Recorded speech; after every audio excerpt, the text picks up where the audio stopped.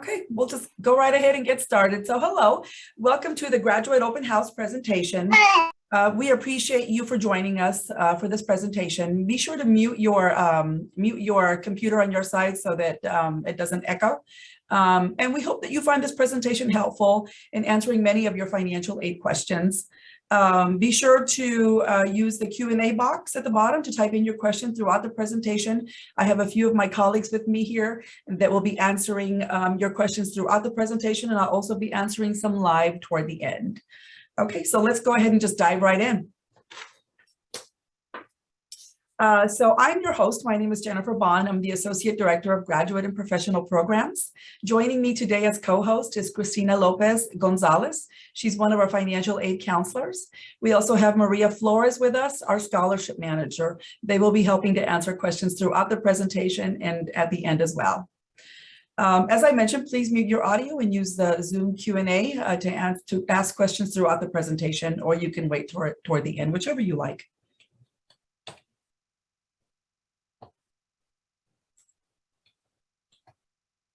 So today's topics is the definition of financial aid.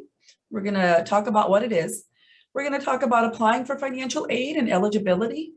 We're going to discuss the types of financial aid. We're going to go through the cost of attendance, and then we'll review the helpful tips toward the end. And then, of course, we're going to show you what our contact information is so that you can reach out to us anytime you like after this presentation.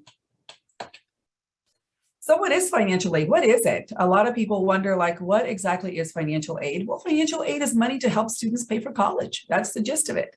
As many of us know, when we decide that we want to go to college, we need a little bit of extra money, and financial aid comes in all sorts of, it comes in various types of grants, work study, loans, scholarships that make college affordable.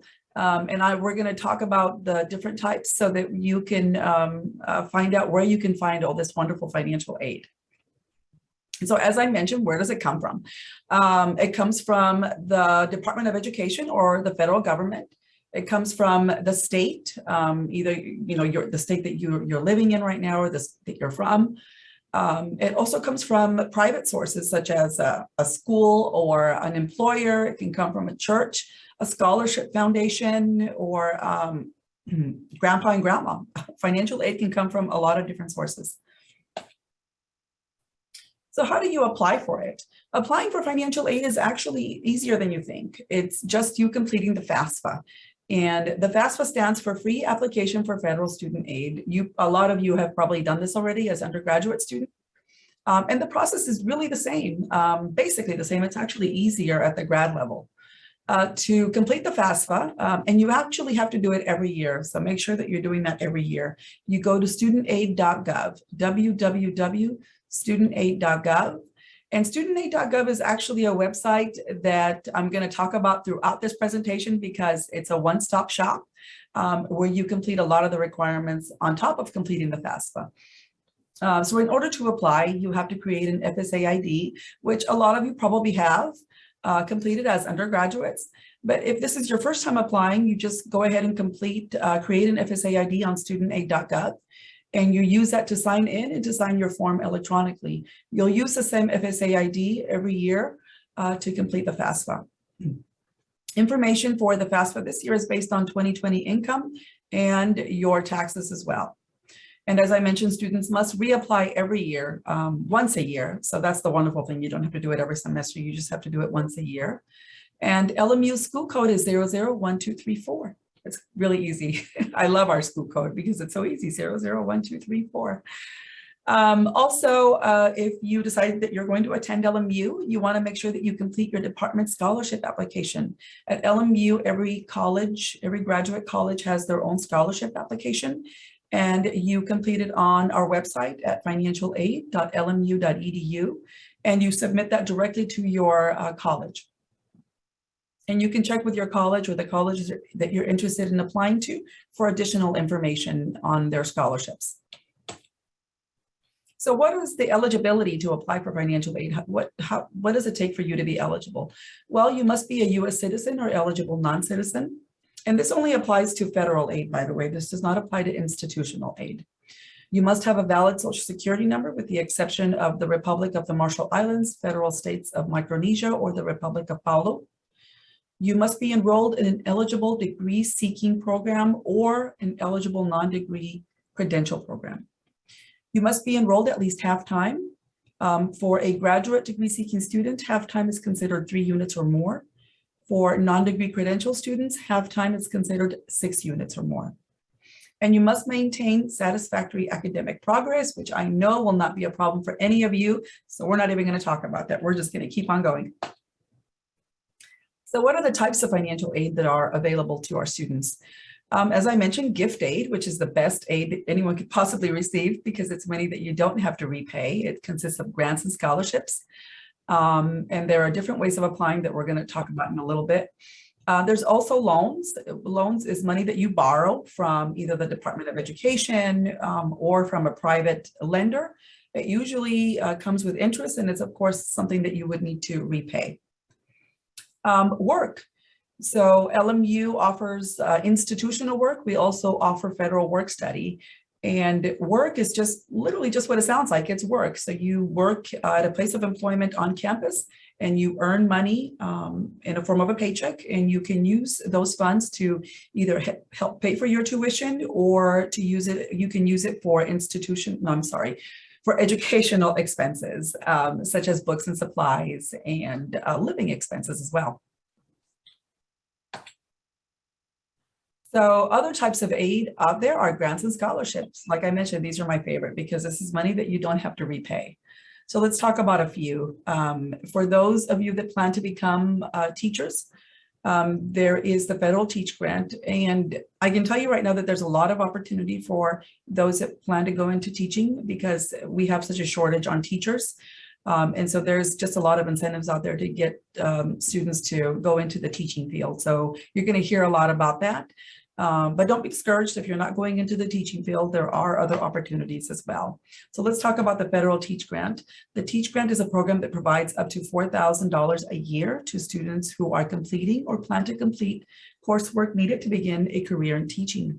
Students must sign a Teach Grant agreement to serve in which they agree to teach in a high-need field at an elementary school, secondary school that serves students from low-income families, and they must agree to work for 4 complete academic years within 8 years after completing their course of study. The Teach Grant agreement that students would need to complete is on studentaid.gov. And again, there's that website that I mentioned that we're going to be talking about a lot. Studentaid.gov is like an all-stop shop. So you would go on there to complete the Teach Grant agreement. And once you complete that, that information is sent over to the college that you're attending, and then we award you based on eligibility. One thing to keep in mind about the federal Teach Grant is if you do not meet the requirements of your service obligation, all Teach Grant funds you receive will be converted to the direct unsubsidized loan, and you must repay it as if it were a loan that was lent to you with interest charged from the date of the Teach Grant disbursement. It's just something to keep in mind. But again, if you plan to go into teaching, this is a wonderful program. California also has teaching programs, teaching grants for students going into the teaching field. One of the programs is called the Cal Grant TCP. It's Teaching Credential Program, that's what it stands for. And this is really for graduate students in a graduate program who as undergraduates received the Cal Grant either A or B, within the last 15 months and are enrolled in a teaching credential program after they receive their bachelor's degree. So they may be eligible to renew that Cal Grant for 1 additional year. To apply for this, if you received it as an undergrad, you want to complete Form G44, and you'll return that form to the California Student Aid Commission, or CSAC. You must also complete the FAFSA, the Federal Application for Free Student Aid. And once you submit that to CSAC, they will send us a list of students who are eligible, and then we will award it to you on your student account. Another program that just came into play is called the Golden State Teacher Program, and this is the 2nd year that it's been available to students interested in going into the teaching field. It's a one-time award of up to $20,000. Again, for students in a teacher preparation program. If you are if you want to teach in a high need field. To apply, you want to go to gstg.csac.ca.gov. And you would apply on that website. Once you submit your application, they send us a roster of students that have applied. We determine your eligibility, and then we award you on our end. Again, that's a wonderful program if you plan to teach, but keep in mind, like any other grant program that's out there, if you don't meet the service obligation, you would have to repay it.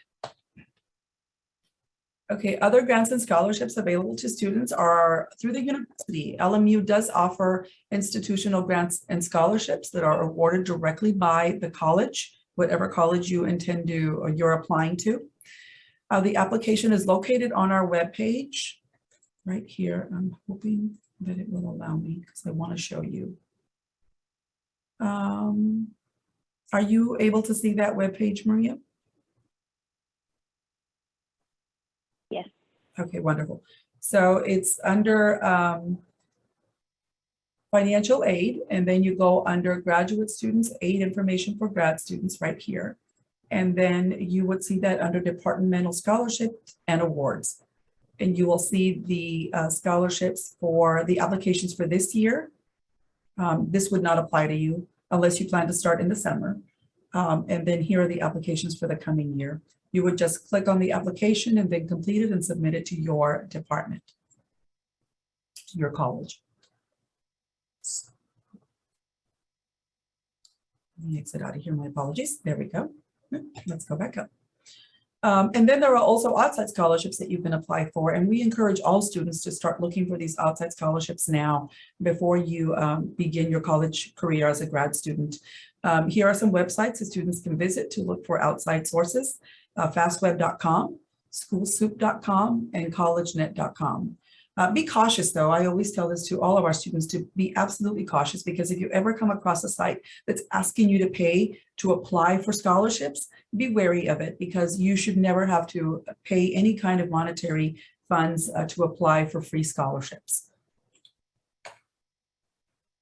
Other types of financial aid available are loans. As I mentioned before, loans are money that you would have to pay back, available to graduate degree seeking students and to non-degree credential students. So degree seeking students can borrow up to $20,500 for the academic year. Non-degree credential students can borrow up to $12,500 based on your based on eligibility. No credit check is requirement. And the current interest rate is 4.3. And the loan fee for the unsubsidized loan right now is 1.059. And the interest rates change every July 1st. Interest rates begin accruing on the date the loan is dispersed. And again, you must complete the master promissory note in the entrance counseling, and you would complete that on studentaid.gov. Also available for graduate students, only for grad students, not for non-degree credential students, is the Graduate Plus loan. Students can borrow up to the cost of attendance minus any other aid they've been awarded. For this loan, you must be credit eligible to receive it. You don't have to have perfect credit, but you have to be credit eligible. The current interest rate is 5.30, and the loan fee right now is 4.236%. Interest rates for the Grad Plus loan change every October 1st, and the interest begins accruing on the date the loan is dispersed. And that's true for any loan that you receive. If it has interest that's accruing, it always begins accruing on the date the loan is dispersed, not the date that it's awarded to you. So if we award you a loan and you never accept it, obviously you wouldn't have to repay a loan that hasn't been dispersed, and no interest would accrue until it's been not only accepted, but dispersed to your student account. Again, for this loan, you must complete the master promissory note and entrance counseling. Now, it's listed under both loans, the master prom note and the entrance counseling, because you have to complete it for both. They each have their own master promissory note, or MPN as we call it, and they each have their own entrance counseling. So let's talk about the benefits of borrowing from federal direct loans. And we like to talk about the benefits because in a second, I'm going to talk about alternative loans. So I just want to make sure that you know the difference between federal direct loans and private alternative loans. So the benefits of the federal direct loans is that the interest rate is fixed. And it does not change for the duration of the loan. It offers various repayment options, including income-driven repayment plans. And you can see the different options on studentaid.gov/plans so that you can review that. They also offer various deferment options that you will not see with the private alternative loan. But this is why we always encourage students who are thinking about taking out loans to go the federal direct loan route first. They also offer loan forgiveness for some loans in certain situations. You may be eligible, depending on the field that you're in, to review the forgiveness options that are out there. You can go to studentaid.gov/forgiveness. So now let's talk about alternative loans. And we talk about alternative loans because it is an option for students, but we always say this, it should be your last resort.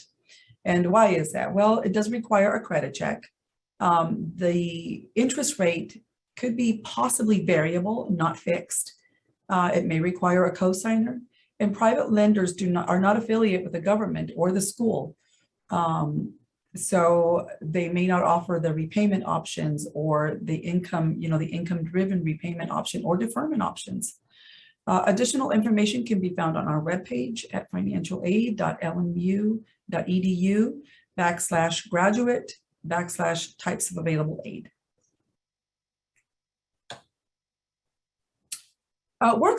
Work study is also available to students who attend LMU. The students can earn between $2,000 and $3,200 per academic year.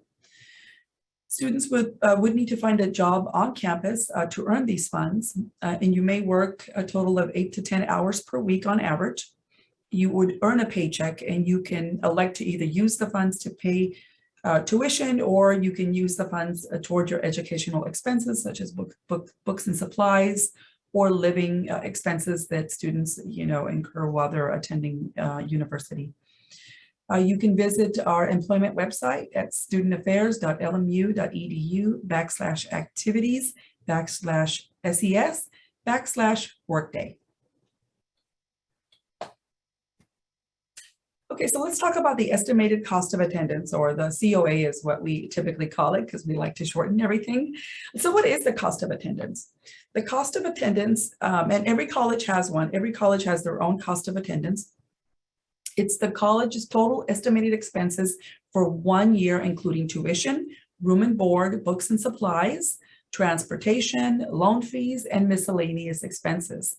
A school's cost of attendance is used to determine each student's eligibility for financial aid, such as grants and scholarships and loans. The example that you see here is for the School of Education. It's for a student attending for 1 academic year, enrolled in 6 units per term, or 6 units for the academic year, 6 units in fall, 6 units in spring. The direct expenses, and direct expenses means that this is what's charged on your student account that you would have to pay. Tuition would be $16,836 for the academic year.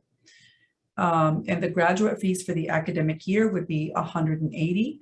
So your total direct expenses for in taking a total of 6 units each term would be $17,016. Those are the expenses that you would be responsible for paying the university. Indirect expenses are expenses that we estimate you to have while you're attending university, but they're not directly charged to you, but you can borrow for these expenses as well because they're part of your cost of attendance.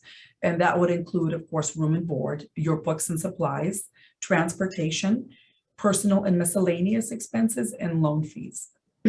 So your total indirect expenses are $27,587, and these are all estimated. So your total estimated cost of attendance for one academic year this is not including summer, by the way. I just want to make sure that you're aware of that. If you decide to attend summer, then the cost of attendance would increase. Would be $44,603. And that would be the amount that a student in the School of Education could borrow for the academic year for taking 6 units in fall and 6 units in spring. Please note that your cost of attendance may be higher depending on your unit enrollment in the college that you're attending. To view your college cost of attendance, you can go to our website here and you can see the cost of attendance by college listed here. So if you're interested in seeing the cost of attendance for your college, you feel free to visit our website and it itemizes it for you in that section. So things to remember, make sure you submit your FAFSA early. The FAFSA is available now on the FAFSA website. It was available as of October 1st, actually, for the 22-23 year. So they put it out there really early. Make sure that you check your email frequently if you apply for financial aid, because if we need any additional information from you, that's the way that we communicate with you. Make sure that you register at finaid.lmu.edu, register your email so that emails from us don't go directly into your spam account. And make sure that you're asking questions and researching. And do not wait to contact us if you have any questions whatsoever. We're here to help you. We're here to answer your questions. And if we're not the ones that can answer your questions, we will surely be able to direct you to someone on campus that can. So let's give you our contact information. Our email is finaid@lmu.edu. Our phone number is 310-338-2753. And that's our fax number. And you can follow us on Twitter. Our website is www.financialaid.lmu.edu. Our office is open Monday through Friday from 8 a.m. to 5 p.m. and walk-ins are welcome now.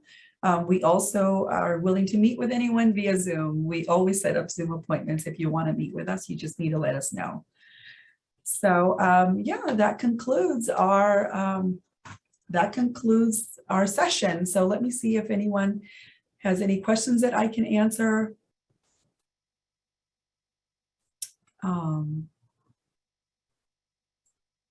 I have a question that says, do international students still fill out a FAFSA as well? International students would not fill out a FAFSA if they're not eligible U.S. citizens, if they're not U.S. citizens or eligible non-citizens, but you can still apply for institutional aid, meaning the grants and the scholarships. And you would do that by completing your departmental scholarship application on our website. You can find a link there. Well, let me see if there is another question. Do we have a few minutes? Yeah, we still have a few minutes. So I'll see if we have other questions that we can answer.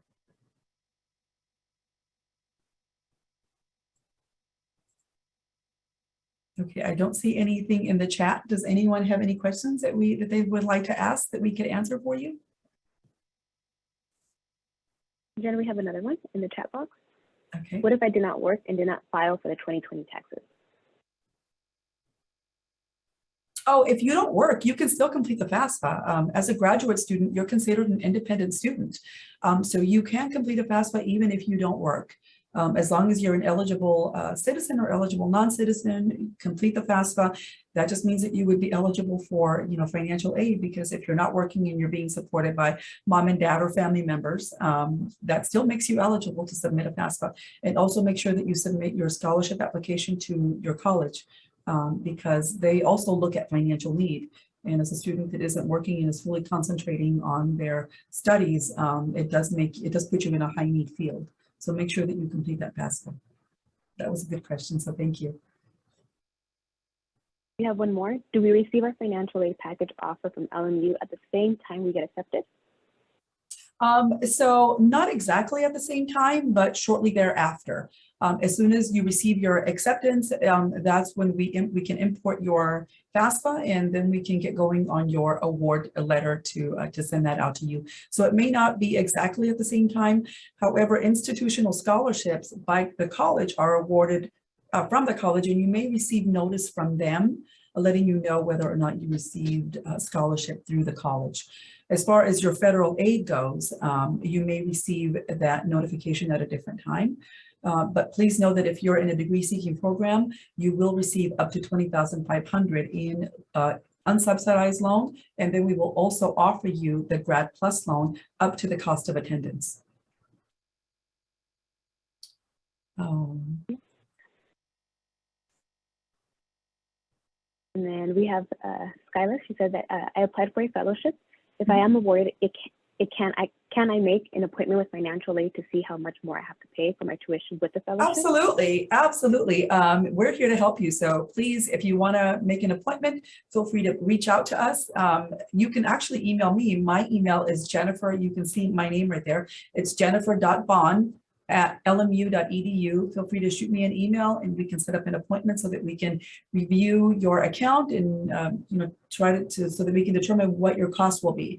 I could give you an estimated cost because we don't have the figures yet, exact figures for next year, but we can certainly give you a really good estimated number. So that should not be a problem. So feel free to send me an email.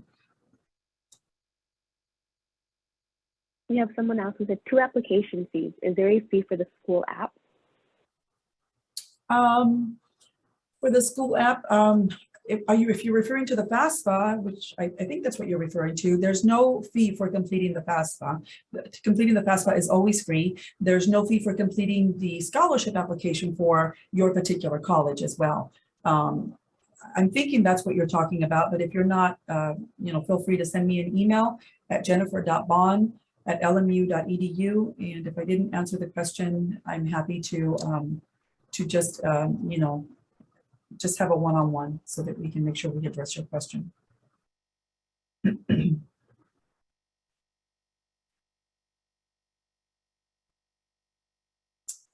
Okay, I don't see any other questions coming through. So, okay, I think that's it. So thank you so much for joining us on behalf of myself and my colleagues. We look forward to hopefully seeing you in the summer or in the fall. Okay, I just see Alicia is stating that the application fee is $50 when you apply to the program. So if that's what you were referring to, it is $50 when you apply to the program. So, but if that's not your question, again, feel free to send me a separate email. Again, okay, so thank you all so much. I hope you enjoy the rest of your day, and we look forward to seeing you hopefully in the summer or in the fall. Thank you. Bye-bye.